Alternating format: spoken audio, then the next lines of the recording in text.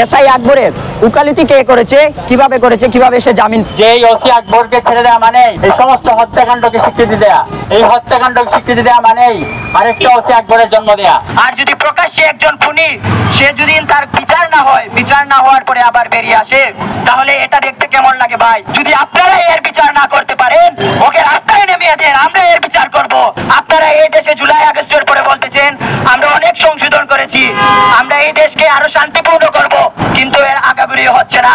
হাত বদল হয়েছে, মানুষ বদল হয়েছে, কিন্তু আগে যেমন ছিল তেমনই রয়েছে, বরঞ্চ আরো করুণ অবস্থা হয়েছে। আমাদের প্রতিবেশী রায়হানকে যেভাবে হত্যা করা হয়েছে, এভাবে একটি কুকুরও কোনো পশুকে খায় না, যেভাবে এসআই আকবর ওকে মেরেছে।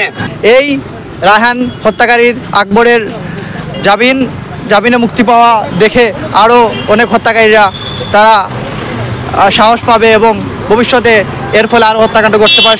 এসআই আকবরের উকালতি কে করেছে, কিভাবে করেছে, কিভাবে সে জামিন পায়? একজন প্রকাশ্য খুনি সে কিভাবে, এত প্রমাণ থাকার পরেও সে কিভাবে ছুটে আসে, সে কিভাবে জামিনে বের হয়ে আসে? আমরা এই অভ্যুত্থান পরবর্তী বাংলাদেশে এই বিচার বহির্ভূত সকল হত্যাকাণ্ডের বিরুদ্ধে আমরা কথা বলছি।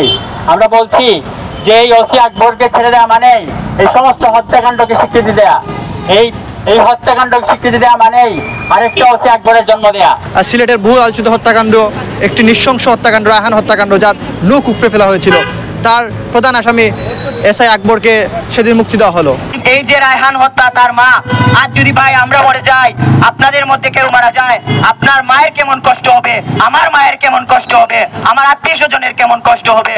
আর যদি প্রকাশ্যে একজন খুনি সে যদি তার বিচার না হয়, বিচার না হওয়ার পরে আবার বেরিয়ে আসে, তাহলে এটা দেখতে কেমন লাগে ভাই?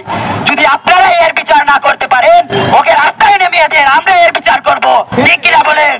কিন্তু আমি চাই এদেশে যেন আর এরকম কোনো বিচার হয় না, আমাদের বিচার ব্যবস্থা যেন আরো ভালো হয়। আমরা এমন দেশ চাইনি। আপনারা এই দেশে জুলাই আগস্টের পরে বলতেছেন আমরা অনেক সংশোধন করেছি, আমরা এই দেশকে আরো শান্তিপূর্ণ করব, কিন্তু এর আগাগোড়ি হচ্ছে না। হাত বদল হয়েছে, মানুষ বদল হয়েছে, কিন্তু আগে যেমন ছিল তেমনই রয়েছে, বরঞ্চ আরো করুণ অবস্থা হয়েছে।